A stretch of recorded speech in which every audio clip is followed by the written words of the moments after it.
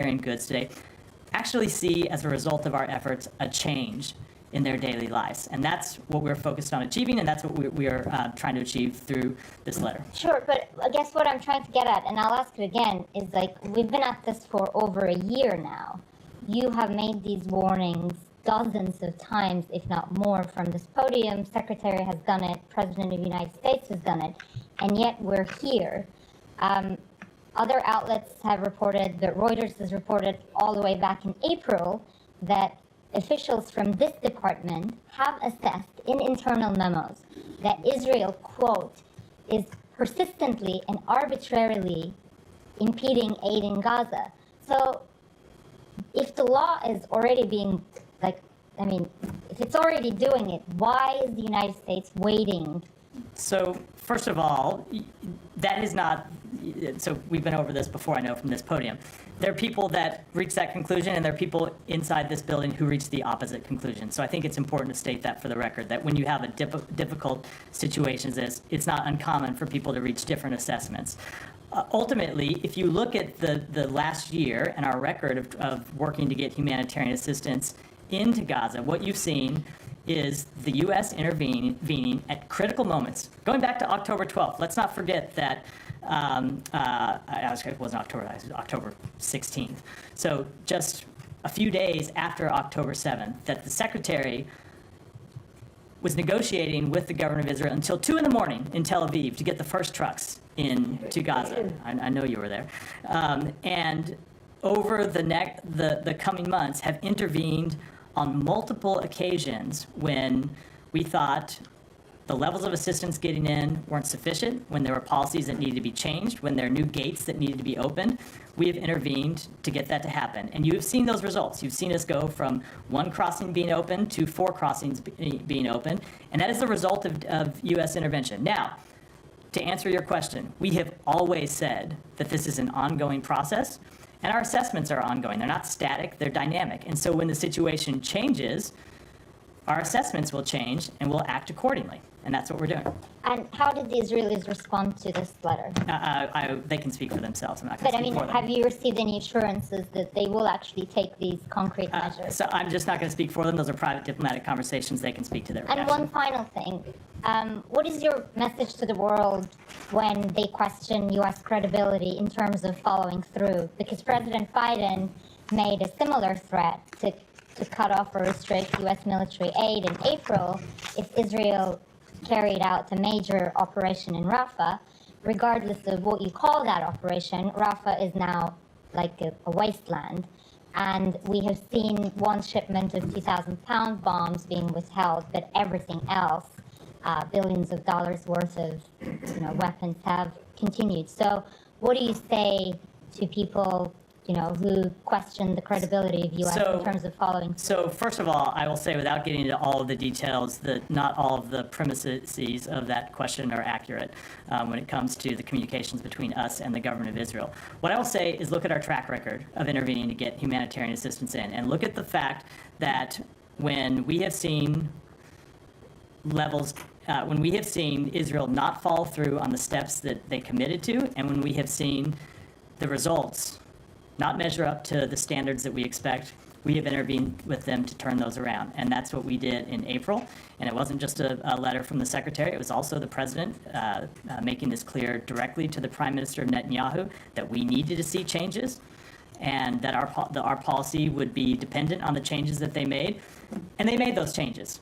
Now, what we also said is that the changes need to be sustained, and the level of humanitarian assistance need to be sustained. And over time, we've seen the level come down, which is why we are going back in and making clear now that it needs to be reversed. Oh, sorry, one really final thing. You already said one more. I have to yes. go. At the end of that letter, you also talk about establishing a new channel to raise civilian harm incidents, which sounds in a way incredible because it's been over a year. So can you elaborate a little bit on that effort? What kind of a channel you want to establish? And are you saying that, Israelis basically ignored the U.S. in all of the previous communications when U.S. raised its concern about civilian harm? I'm not going to speak to it beyond the language that's in the letter, other than to say that we continue to see Israel not taking sufficient steps to address civilian harm. And you have to look no further to understand that than the really horrific results over the weekend. Thank you, Matt. Does this building see any inconsistency between sending a sternly worded letter with a 30-day lead time about humanitarian conditions in Gaza to the Israelis while near simultaneously deploying an advanced anti-missile system with 100 U.S. troops to man it? No, of course not. We have What's the always message being sent there? made clear that we are committed to the defense of Israel, and that's why you saw the president make the decision that he made, which I will let my colleagues at the Pentagon speak to in detail. But we've also made clear that there are provisions of U.S. law that we follow. And we will always follow those provisions, and part of that is expecting that the Israeli government fully comply with the requirements under international humanitarian law to make sure that humanitarian assistance gets into Gaza. Sure. I mean, and this is retreading territory that Humaira and Matt just raised with you. But I mean, 6 months ago, there were suspicions that humanitarian law was not being followed by Israeli forces. So why 6 months on, if the situation is similarly deplorable, do you suspect that situation is meaningfully So changed? you're right, it is a bit of a retread, and I hope All you will. right. I hope you'll accept my apology for giving the same answer to the same that's question. fine. We don't have to retread. I think it is important to be clear that it is because we saw the situation change. I think the premise of the question, the premise of Humaira's question, is that the situation has been static all along, and it hasn't been static. When we intervened back in April to make clear that the level of humanitarian assistance getting in wasn't sufficient, we saw it increase. And we saw that increase sustained for a period of time, but then not long enough, and it came back down. And so we're going to respond to events as they happen. And when humanitarian assistance increases and is an acceptable level, you won't see us raising those concerns. But when we see the situation on the ground that we've seen over the past few months, when we see the level of humanitarian assistance in September, the lowest it has been in any month since the war began, it's appropriate for us to intervene in this way. And to briefly address the flip side, I mean, the Israeli argument is that allowing this aid in provides fuel for Hamas. They run a protection racket, they get money, they get funds, essentially they think that taking this step is effectively choking off Hamas. Does the U.S. dispute that is a reason why the Israelis are limiting this aid? So there are, without a doubt, security concerns inside Gaza that make it difficult to deliver aid, that has led to the looting of humanitarian assistance in some cases. But the answer to that is not to stop the flow of food and water that civilians depend on, and that little babies and children need to survive. That cannot be the answer to that problem. The ultimate answer to that problem is to establish a governing authority in Gaza that can provide safety and security for the Palestinian people of Gaza, that can provide safety and security for the delivery of humanitarian assistance, that can provide a long-term political path forward, as we have been making clear for some time. The answer absolutely cannot in any way be penalizing the innocent civilians who depend on this food, water, medicine to live. Okay, I don't want to monopolize time. I have two more. One is, does the U.S. feel that it has clarity? You don't have to specify what it is on the timing and the targets that Israel intends to strike in its retaliatory strike on Iran. Does the U.S. feel that it has clarity on the timing and targets that the Israelis? We have had a number of conversations with them about that. Those conversations are ongoing, and I'm going to stick with the policy I set out last week, which is I'm not going to speak to those conversations publicly. Okay, and just one bigger picture question for clarity. Is it the U.S.'s stance right now that it is calling for a ceasefire in Gaza, but not calling for one in northern Israel and southern Lebanon? We continue, so a few things. No, we do continue to want a ceasefire in Gaza, but to be clear what that is, it's not a unilateral ceasefire. We have called for a ceasefire agreement that includes the release of hostages. I think you know what the details of that. And when it comes to Lebanon, ultimately we want a diplomatic solution, and that policy hasn't changed. But there's no sort of active call for a ceasefire in the same way that there is in Gaza, accompanied by a hostage deal. Is that because the U.S. sees that there is a legitimate and achievable military objective on the part of Israel in northern Lebanon in a way that does not exist in Gaza? So we believe that Israel has a right to attack and degrade the Hezbollah battalions that continue to be just over the border from northern Israel. But ultimately, we want to see a diplomatic solution. I would say that the two situations are incredibly different when it comes to Lebanon. There's United Nations Security Council Resolution 1701 that we want to see fully implemented. That resolution has requirements for Hezbollah that they have not fulfilled. So it is appropriate for Israel to conduct military operations to degrade Hezbollah's capabilities. So maybe they will pull back beyond the Litani River and finally agree to the provisions of 1701 that they have blown through for 18 years now. And that doesn't change what we want to see in Gaza, which is ultimately a ceasefire agreement. But it's a ceasefire agreement that has burdens on Hamas as well, not just on Israel. Can I just follow up on something that you said to my colleagues? Look at our track record when it comes to intervention, intervening when humanitarian aid going into Gaza is too low. But my question is around the timing of this letter. I mean, the World Food Program says that there are no trucks that got into Gaza in the month of October, but September and August weren't great. There were 700 trucks, according to the World Food Program, in August, only 400 aid trucks in September. So why wait till it gets to zero to actually do something? You should not assume that this letter is our first and only conversation with the government of Israel about this problem. We have been having a number of ongoing conversations with them about the very serious decrease in the level of humanitarian assistance. Ultimately, we did not see our concerns sufficiently addressed, which is why the two secretaries sent the letter they did today. Okay. And with regard to... On Sunday, yeah, I was about to correct myself. They sent the letter that is made public today that they sent on Sunday. Okay. And then with regard to action that Israel has to take in order to clear this hurdle between you guys and make sure that they aren't actually not abiding by humanitarian law here, do they have to take every single action that was laid out in the letter? I'm not going to get into that level of detail beyond what's in the letter. I think the letter speaks to it pretty clearly. It outlines the steps that we want to see them take. Ultimately, what's important to us is that the people in Gaza get the food, water, medicine, other humanitarian assistance that they need to survive. Right, but you're not going to lay out what that mark of success would look like? I think the letter lays it out pretty clearly, and I'm not going Well, to the go letter beyond says, that. to reverse its downward humanitarian trajectory and consistent with its assurances to us, Israel must, starting now, within 30 days, act on the following concrete measures. It says act on the following concrete measures. So should we assume that's all of the following concrete measures? I'm just not going to speak to it beyond what's laid out in the letter. So, Saif, go ahead. Thank you, Matt. Just a clarification, so I can understand. Why the letter? Just to make it more formal? I mean, as opposed to a phone call showing that this is a very urgent situation? I think I just answered that in response to Kai's question. We have not seen sufficient results over the past few weeks. Continue to have concerns, which is why they laid out the changes that we want to see happen in this letter. So, and why the 30 days? I mean, so must the 400,000 Palestinians wait 30 days? I mean, some of them may starve by then. The letter be incinerated, as we have seen. The letter is quite clear that we want to see changes immediately, and in fact, Right. the secretary sent that letter on Sunday.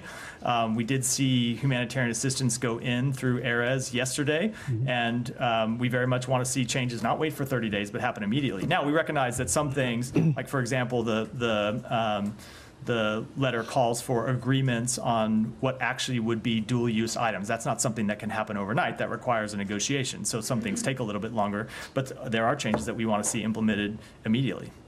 Let me just have a couple more on Gaza, then a couple on the West Bank. But, the Washington Post reported, I think yesterday, about the strike against Al-Aqsa Hospital in the middle of Gaza, striking the tents, burning people alive and so on. Now, Israel always says that there are militants there. We never know whether there were or not, but that seems to be a story that is repeated every day. The Gaza people wake up every day to another 100 people dead or something like this. Now, I asked you about this last week, and you said, no, we would never accept this being normalized, but in fact, it is being normalized. It's not. What happened in that strike was horrifying. We understand the very difficult environment in which Israel operates. But the results of that strike were deeply disturbing. Mm-hmm. We all saw that video and all know that it's horrifying to see people burned to death. And we have made clear our serious concerns about the matter directly to the government of Israel. Is it horrifying enough to be considered a war crime? So I cannot make that kind of assessment from here. As you know, Saeed, there's a Right, but- process that we have to go through to assess the facts But of the law when it comes to but any this- individual Yeah, determination. but this seems to be going on every day, day in and day out. And, on the ceasefire talks, Haaretz is reporting that Israel is saying no more talks, no more negotiations. Can you comment on that? So I cannot confirm what's reported, I assume based on anonymous sources. We have continued to engage with the government of Israel to try and get a ceasefire over the line. As you have heard us say, that requires not just Israel, but Hamas making difficult decisions. And it continues to be the case that Hamas is not at the bargaining table in any kind of a serious way to talk about how we get an agreement. So you are still saying that if Hamas comes back to the table and they come up with, reasonable, whatever, stance and so on, talks will resume? Of course they would. We are committed to a ceasefire agreement under the terms that the president laid out on May 31st and that was endorsed by the United Nations Security Council. Absolutely. Now, Israel is going to seize the UN agency headquarters in Jerusalem. Do you have any comment on that and turn it into some sort of a settlement? Yeah, so we have made clear that we have have made clear for some time that we believe the government of Israel's settlement program to be inconsistent with international law, and continue to make that clear to the government of Israel.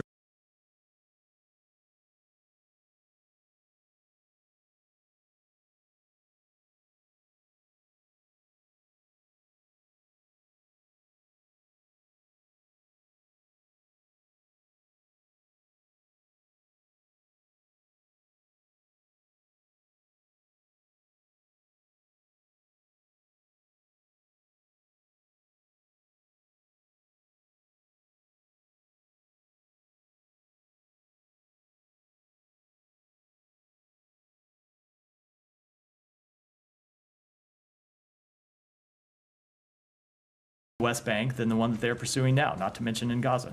Thank you. Thanks, Matt.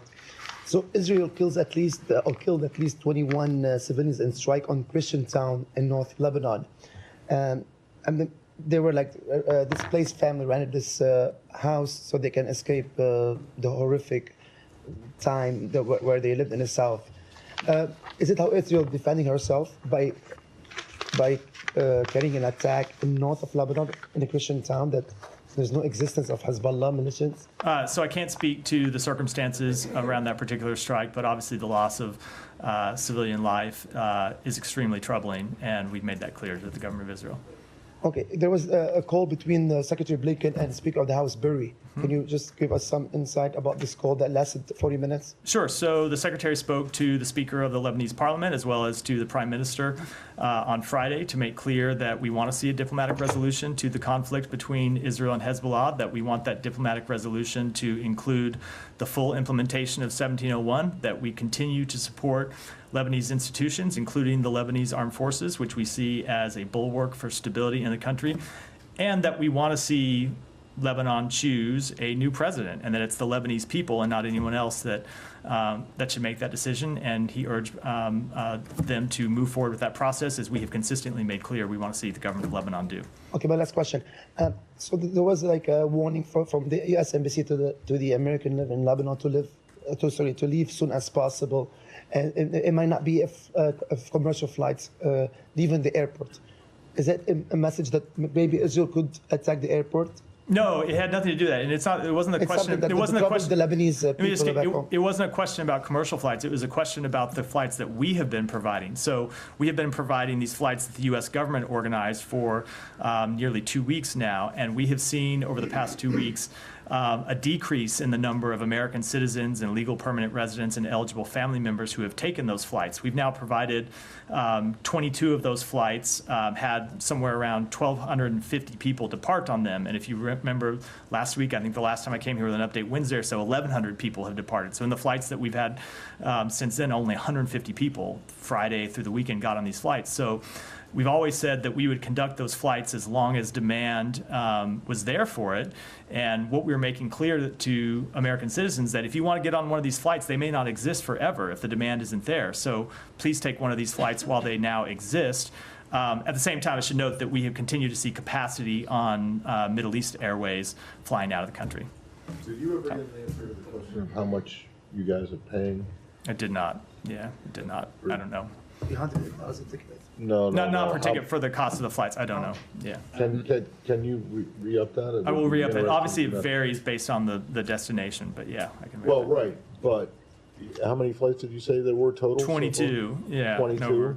Yeah, look, so we do provide these flights at significant cost to the U.S. Yeah. government. If the flights are full, obviously the people on board the flights carry the vast majority, if not all, the cost. But you are right that when we have flights that are going out that are only With filled by 12 a people. handful of people, it is significant cost for the U.S. taxpayers, which is why we wouldn't continue to hold them. But that decision has not to been run- made. Has not been made, but All it's right. just, we sent that warning today to make clear that we cannot run the flights in perpetuity Okay. if no one is flying on them, and this is an important and, there continues to be sufficient capacity on commercial airlines, which there is today.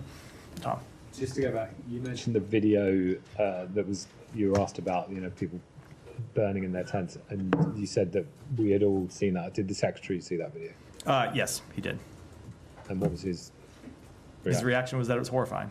On what's happening in the north of Gaza? I mean, the letter talks about this a lot. What is your assessment of both, the tactics the Israelis are using and the impact on civilians? So I don't. What do you mean in assessment on the tactics there? What do you mean by that? Well, I mean, there's been quite a bit of reporting that the suspicion among Palestinians, for example, is that this is part of the so-called general's plan, that this is, some retired Israeli generals who had proposed the idea of effectively a siege where you Yeah. force out civilians, and those who are left are effectively treated as militants. And the term they used was surrender or starve. Is that happening in your view? So I can't speak to what the intention of the government of Israel is in conducting these operations. They will have to do that. I can make clear that the policy of the United States is that there should be no forced relocation of people from Gaza, or from northern Gaza, and that there should be no permanent occupation of territory in Gaza. And when it comes to the situation in North Gaza, the effect of not just the military operations of the past few weeks, but the closing of the gates in the north and the restriction on movement of aid from the south to the north, the effect has been extremely, extremely dire for people who live in northern Gaza. When you look at the situation, it's gotten extremely difficult all across Gaza, but that impact has been heightened in northern Gaza. We saw yesterday, for the first time in several weeks, Erez Gate open to get aid directly into the north. We want to see the route from Jordan that was up and running for some number of months, that was getting aid coming in directly from Jordan, delivered directly to the north. We want to see that reopened and sustained, and hope that will be that will happen in the coming days. That's one of the policy recommendations you saw that the secretary lay out in the letter. And just to challenge a bit on the point that you said, you were asked repeatedly about the timing of the letter, and you said, well, because the situation's changed. But in a lot of ways, it hasn't. I mean, the letter talks about 1.7 million Palestinians in Al-Mawasi who you say are at risk of lethal contagion. That has been a situation that has just been building up. I mean, it hasn't just happened overnight.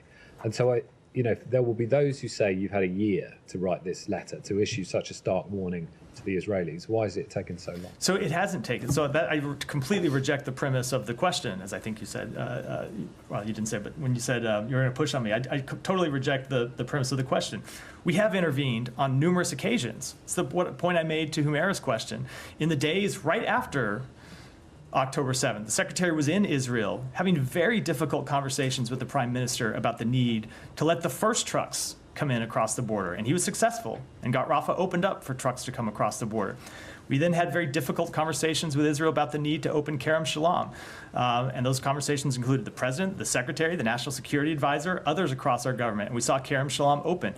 We saw over the course of months repeated examples of the U.S., not any other country, but the United States intervening and getting results. Now, what we have seen is a significant degradation in the amount of humanitarian assistance that's coming in. As I said in response to one of the other questions, shouldn't assume that the letter is our first intervention with the government of Israel about the situation just over the past few months. We have been making it clear to them that we needed to see results, and we haven't seen the results. And that's why we sent the letter that we sent on Sunday. Yeah, Alex. Thank you, Matt. May I ask you a region if possible? Sure. Last week I asked you about I'll come to you next for. reports about North Korea sending soldiers to fight in Ukraine on the side of Russia. President Zelensky raised his concerns about that, and there are new reports suggesting that they are actually already a few miles next to the border. And so there's some numbers circulating around 3,000 to 7,000. Do you have any response, any concern? We are concerned by the reports of DPRK soldiers fighting on behalf of Russia. If that's true, it would mark a significant increase in the relationship between those two countries, the relationship that you have seen develop over the past several months. It would also indicate a new level of desperation by Russia as it continues to suffer significant casualties on the battlefield. The EU has signaled sanctions that they're going to announce tomorrow. Are you guys willing to follow suit? I don't have anything to preview today, but obviously we have imposed a number of sanctions and other measures to hold Russia accountable for its behavior, and we'll continue to do that. Thank you. I have tomorrow on Georgia, if possible. Georgian president today announced, expressed her concerns that the ruling party might rig the elections. The EU also had similar concerns. Is it your concern that they might rig the elections, and what are you going to do to prevent this from happening? So we want to see there be free and fair elections in Georgia, and we'll be closely monitoring in the days ahead. Thank you. Final one Right, from me. Azerbaijan has pushed back on human rights concerns prior to COP. They said back off, listen to your concerns prior to COP. They also said that there will be no peace agreement. They don't expect it prior to COP. That's what the secretary was hoping for. What is your response? Any reaction? So we wanted to see, we never tied the agreement to COP. We wanted to see a peace agreement between Armenia and Azerbaijan months ago, and have been pushing for a peace agreement and ultimately hope to get one over the line. But that's up to the two parties, not the United States. Michelle. Yeah, thank you, Matt. On Iran first, news reports said that Iran recently conveyed a message to the administration through a third country saying that if the Israeli response to the missile attack is limited, Iran will see this round as closed. Can you confirm that? No, I'm not going to speak to private diplomatic conversations, real or imagined. Did you get any guarantees from Israel that they will target only military and not the nuclear or oil targets in Iran? So I'm going to follow the practice I laid out last week and I mentioned earlier in the briefing, which is we're having those conversations with the government of Israel, but I'm not going to speak to them publicly. On Lebanon, do you expect Iran's influence in Lebanon to be diminished by weakening Hezbollah, and how do you view the IRGC taking direct control of Hezbollah after the death of Nasrallah? So I don't want to make any forecasts from here, but I would note that the influence that Iran has had inside Lebanon for the past years through its support for an armed proxy group has had horrible ramifications for the Lebanese people. And it is certainly our hope that Hezbollah's role in Lebanese society and Lebanese government will be diminished, because it's the Lebanese people that ought to have a say in their direction, in the future direction of their country, and they should not in any way be held hostage to an armed terrorist organization. And lastly, did the administration ask Israel not to bomb Beirut, and did you give any guarantees in this regard to the Lebanese Prime Minister? So we have made clear to Israel that we oppose the bombing campaign that they had been launching over recent weeks in Beirut. We have seen strikes diminish in recent days, and we'll continue to watch it very carefully. Thank you. On Iran, there's reporting over the past couple of days that the administration has relayed to Iran that any assassination attempt on President Trump would be considered a quote-unquote act of war. The NSC put a statement out. I wanted to see if you had anything on that. And then separately, on the Afghan national accused of plotting a terror attack, last week you said it wasn't clear if he came here on an SIV, even though the DOJ indicated that he had. I wanted to see if you have any more fidelity on that. Sure, on that. So it is my understanding that he did not enter the United States on an SIV, and I'll refer to the Department of Homeland Security to speak to further questions about his status. When it comes to the threats against President Trump, as we've said many times, we have been closely tracking the threats against former President Trump and former administration officials for years, dating back to the last administration. We consider this a national security matter of the highest priority. We strongly condemn the brazen threats, And we have made clear that should Iran attack any of our citizens, including those who continue to serve the United States or those who formerly served, that Iran will face severe consequences. Just one follow-up on the Afghan national. The vetting, no matter how he came over, is that done by DHS? I would defer. I believe that they conduct the vetting, but I would really defer you to DHS to speak to it. There are different procedures for different programs, so with respect to this particular one, I would defer to them. They're the lead agency. Sean, go ahead. Could I go back actually to a bit what Alex was saying about North Korea, but something different? How do you feel about North Korea bombing its own roads, or destroying its own roads? When you put it that way, we are monitoring the situation in the DPRK in close coordination with our Republic of Korea allies. We continue to urge the DPRK to reduce tensions and cease any actions that would increase the risk of conflict, and we encourage the DPRK to return to dialogue and diplomacy. So is this a step that raises tensions, bombing their? It certainly doesn't do anything to alleviate them. Can I switch to a different topic? It's up to Sean if he wants to yield the floor. If not, I'll come to you next, Danny. India. I know you put out the statement yesterday about the Indian inquiry commission having a representative coming here. It was exactly at the same time, basically, that you put this out, that the allegations came in Canada. Do you have any? First, I mean, do you have any general thoughts on India-Canada round 2 about what's taking place? First of all, I'd say that the timing of those was completely coincidental. When it comes to the Canadian matter, we have made clear that the allegations are extremely serious, and they need to be taken seriously, and we wanted to see the government of India cooperate with Canada in its investigation. Obviously, they have not chosen that path. You say the allegations extremely serious. You mean the long-standing ones? Canada, yeah. The long-standing ones. Yes, I mean. yes, correct. So in terms of how India reacted overnight, or how they reacted yesterday to this, how do you feel about that, the withdrawal of, I mean, obviously Canada was kicked out, but how do you feel about how India is responding? I don't have any comment on that, but as we've said before, they're serious allegations, and we have wanted to see India take them seriously and cooperate with Canada's investigation. They have chosen an alternate path. An alternate path. How does that color perceptions of dealing with India? I don't have any further assessment on it. What can you say about the meeting? So I don't have a readout on the meeting yet. The meeting was here as a follow-up on conversations we have been having with the government of India at the senior-most levels over the past several months. They have told us that they are taking the allegations seriously, that the activities contained in the DOJ indictment do not represent government policy. So the meeting that happened this week, or that is happening today by India's inquiry, was to discuss their active investigation into the matter, for us to update them on our active investigation into the matter, and to continue to share sides about steps that could happen in the days and weeks to come. All right, and I know you said this, but it's very hard to believe that the timing of your statement was purely coincidental on a day when there's massive events going on between I fully the understand. Indians and I will the just tell Canadians. you that we were planning this the meeting was planned, and so the statement announcing the meeting was planned early last week, maybe end of the week before, well before we were aware of the actions that Canada was going to take over the past few days. So it is completely coincidental. I promised Janie I would go next, and then I'll come to you. Thank you, Matt. 2 questions on North Korea. I can see her getting angry as I skipped over her, so I'm gonna go next. Yeah, that's fine. 2 questions on North Korea. As you know, North Korea is making an unreasonable claim that South Korea was responsible for the drones infiltration into Pyongyang.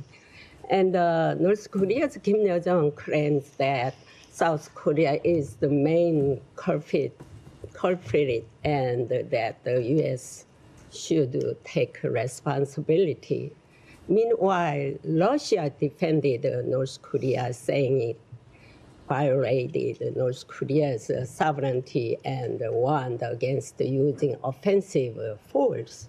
What is the United States position, and how can you explain North Korea's escalation of tensions on the Korean Peninsula? So I would refer to the Republic of Korea to speak to the first part of the question. And when it comes to the actions by the DPRK, we have seen them continue to take steps that raise tensions, and we will continue to encourage them to take the opposite path, to reduce tensions and stop any actions that could increase the risk of conflict.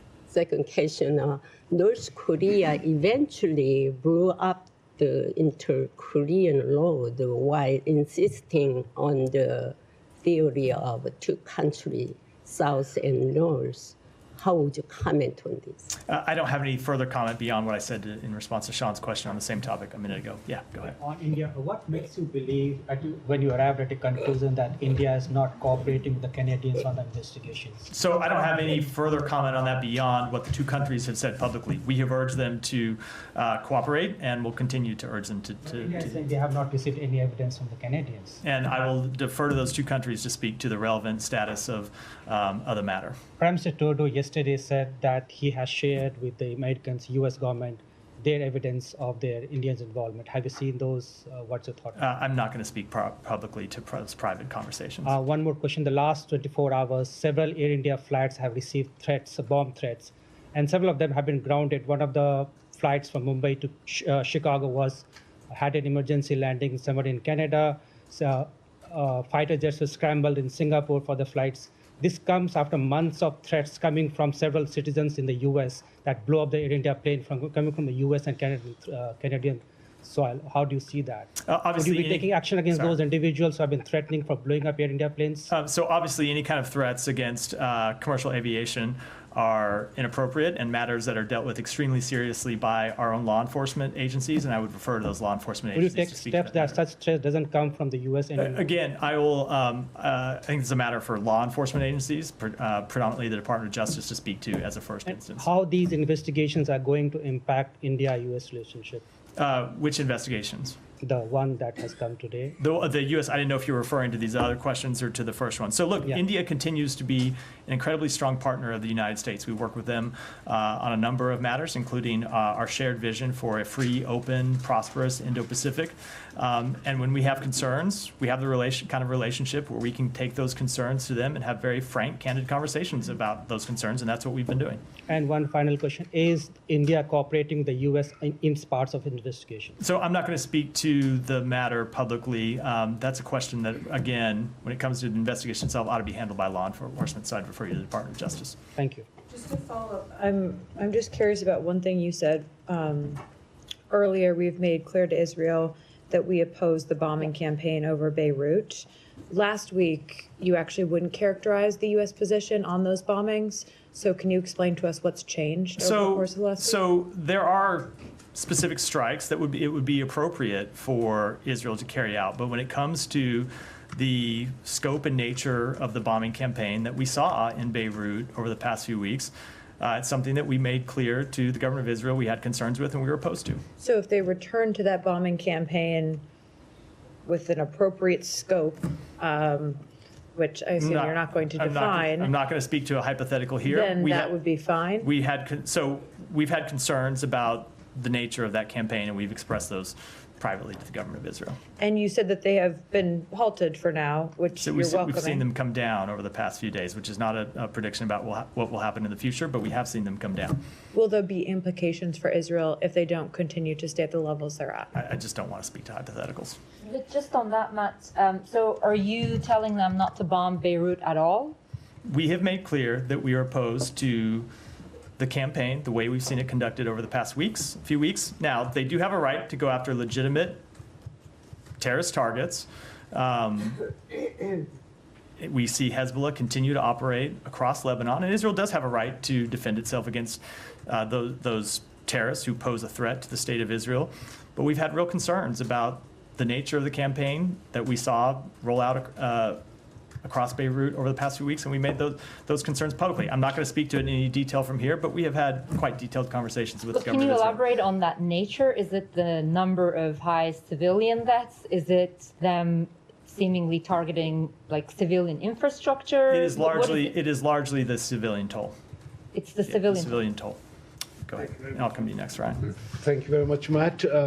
George Galloway, former parliamentarian in UK, and Jemima Goldsmith have said that these might be the last few days to save Imran Khan's life, because since last almost 10 days, nobody has met him.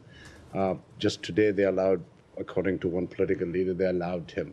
Are you aware of these reports that there are threats to his life and health? I've seen the reports, and obviously we want to see the human rights of every individual in Pakistan be respected. Okay, a couple of days ago, there was a grand jirga in my hometown, Peshawar, by this political party that just recently got banned as well. It's called Pashtun Tahaffuz Movement. Basically, started from the tribal areas where I belong. Zalmay Khalilzad tweeted about it as well. Thousands of people gathered. I mean, hundreds of thousands. One of the demands that they made was that both the Pakistan military and the TTP should leave the former tribal areas, which are now part of the Peshawar, where Imran Khan government is. So they have given them 2 months to either leave the area, to both of them. Your thoughts on this scenario? I don't have any comment on that. Ryan, Just one last thing, please. Let me move on just because we're running short. Ryan, go ahead. I've got a few more people I want to get to. Ryan. Real quick, Israel, then one non-Israel question. Yeah. To follow up on what she was asking, when you say that Israel has a right to strike terrorist targets in Beirut, but have to be concerned about the civilian casualties, the entire city is densely populated. Like, how could they attack terrorist targets in Beirut without there being civilian casualties? I'm not going to get into prescribing the nature of a military campaign from here. It is a principle that's true for every country, that they have a right to defend themselves against terrorism. But we've had real concerns about the way we saw the bombing campaign in Beirut roll out over the last few weeks. No, let me just hold. Ryan said he had another question, so before you interrupt. Well, I mean, maybe to her point, it goes to say, 20 years ago when Ariel Sharon attacked a Hamas commander in Gaza. The Bush administration, I'm sure you've seen this quote going around. The Bush administration said, this is outrageous. 8 civilians were killed. This is an unacceptable civilian toll. When dozens or hundreds of civilians are killed in attacks on Hezbollah leadership, there isn't even a statement accompanying it saying we regret the civilian toll. Like, what changed? Nothing changed. I just made very clear, as I made clear last week, we made clear since the beginning, that we were concerned about the loss of civilian life. We're always concerned about the loss of civilian life, and that continues to be the case. Well, the non-Israel question, Ecuador, could you clarify your statement that you put out a couple days ago about Rafael Correa and Jorge Glass being barred from travel? I think the statement said that it was for accepting bribes, including through political contributions in exchange for granting favorable government contracts. So can you elaborate on what they're being accused of there? And separately, Jorge Glass was dragged out of the Mexican embassy after being given asylum by Mexico. He's now in a maximum security prison. So barring him from traveling to the United States doesn't have much, functional or practical consequence other than to satisfy Ecuador's side of the argument that it was actually okay for them to drag him out of the Mexican embassy. As you know, the Mexicans are still furious about that. They're trying to get Ecuador kicked out of the UN for it. Let me take that back and get your response. I admit I'm not fully aware of the underlying details. Hiba, go ahead. Yes, first, do you still see that the Israelis are conducting a limited operation in Lebanon? So with respect to their ground operations in the north, they continue to operate limited incursions, and we continue to watch it very closely.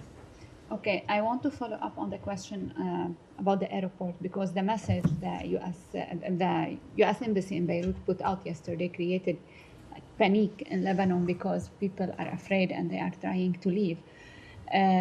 You said that you made it clear to the Israeli that you oppose bombing Beirut, but what about the airport? Did you make it clear that? Oh yeah, and I've spoken to that before. I spoke to that previously. We have made clear to the government of Israel that the airport needs to stay open, that we wanted the airport to stay open, that we want the roads to the airport to stay open. The message, I hope people didn't misinterpret it, so let me make clear if they did. The message that we sent out was for American citizens and lawful permanent residents and their eligible family members, making clear that we may not be able to continue these flights that we have organized in perpetuity. It wasn't about the status of the airport.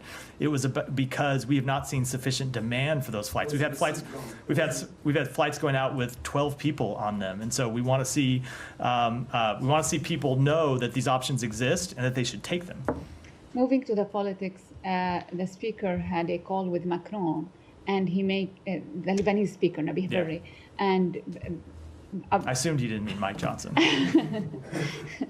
So no, but obviously, when we saw the readout or the leaks in the media, you are not aligned with the French when it comes to the outcome in Lebanon. They are calling for an immediate ceasefire, as per the Lebanese politicians. So are you aligned with them? So we have not called for an immediate ceasefire, but we are aligned in that we want to see ultimately a diplomatic resolution. Is the secretary going to participate in the conference? I don't have any travel announcements to make today. Go ahead. And we'll just talk about the Indian delegation, meetings with the Indian delegation. What kind of message conveyed to them by the State Department regarding the involvement of Indian agents in international crimes? The same message that we have made clear for some time, which is that it's a matter we take incredibly seriously, and we want to see it fully investigated. So Pakistan is hosting Shanghai Cooperation Organization meeting in Islamabad. More than 10 countries are attending, and after 15 years, Indian Foreign Minister is there. And there's an opportunity for the Pakistan-India peace talks. What are your thoughts on that? So the United States respects each country's sovereign right to associate in groupings of its own choosing. We would encourage every country to ensure that its participation in multilateral fora upholds and respects international law and reaffirms the sovereignty, territorial integrity, and independence of all nations. So there are a number of incidents in India in the last few months involving the theft and illegal sale of nuclear materials. At the United Nations, Pakistani ambassador called for the investigation of these incidents. Is this a concern from the U.S.? So we are aware of Pakistan's request to the UN Security Council. We are committed to tracking, developing, and implementing effective policy responses to proliferation threats, and we will continue to work with our partners to shape the international security environment. So one last question. Outgoing Russian ambassador issues kind of a warning. He said that America will face a head-on collision with a nuclear power if it allows Ukraine to fire U.S. long-range missiles. If it allows what? Oh, Ukraine. Sorry, Yes, go ahead. I didn't mean to interrupt. So what is your response on his statement? So I think it's inappropriate for Russia to continue to make these kind of statements, as we've said for some time. Thank you, Matt. One of the people the world saw burned alive by the bombing at the Gaza hospital was Shaban Al-Dalu, a 19-year-old engineering student who was still attached to an IV drip recovering from a previous bombing. And his story kind of speaks to how this isn't just about one attack. A 19-year-old having to provide for his family, repeatedly displaced, brought to hunger, bombed twice in a matter of days. This is a year, and this isn't out of nowhere. So how many more patients burned alive by U.S. We don't want bombs to see any. No, we don't want to see any. Well, I guess the U.S. has said, again and again, that no civilian loss is acceptable. 10,000 deaths ago, 20,000 deaths ago, and yet it's continued. So how does this answer mean anything without a policy shift? It is an incredibly difficult environment that Israel operates in. And I'll just make clear the thing that question leaves out, as often happens, and I understand why, is the burden that Hamas bears. And not just the burden that Hamas bears by hiding behind humans and using humans as civilian shields, but the burden that Hamas bears in not coming back to the table to try to get to a ceasefire. So Israel needs to do more to minimize civilian harm. Hamas needs to stop hiding behind human shields. Both of those things can be true. Both of those things are true. And ultimately, the horrific human toll over the past year is why we continue to push to get to a ceasefire, why we want to see both sides agree to a ceasefire. If Hamas is an idea as much as a military force, how is continuing to kill tens of thousands of people already suffering from pre-existing apartheid going to defeat that idea? We have always made clear that you cannot defeat an idea through a military campaign. You can defeat Hamas's military wing, you can degrade Hamas's capabilities, but there has to be a political path forward for a future in Gaza without Hamas, and we've made that clear for the past year. And then just to Humera's question earlier on the U.S. asking Israel for a new channel of communication about civilian harm, how has the U.S. and Israel been discussing civilian harm incidents up to this point, and why hasn't it taken a year and at least 42,000 people killed for the U.S. to consider that its approach for relying on Israel to stop hurting civilians is just insufficient? We have long made clear that we want to see changes in their behavior. We haven't seen sufficient changes, and which is why we continue to press them. And with that, we're going to wrap for today. Thanks, everyone. Thank you, Matt. Thank you. Today, my goodness. Thanks.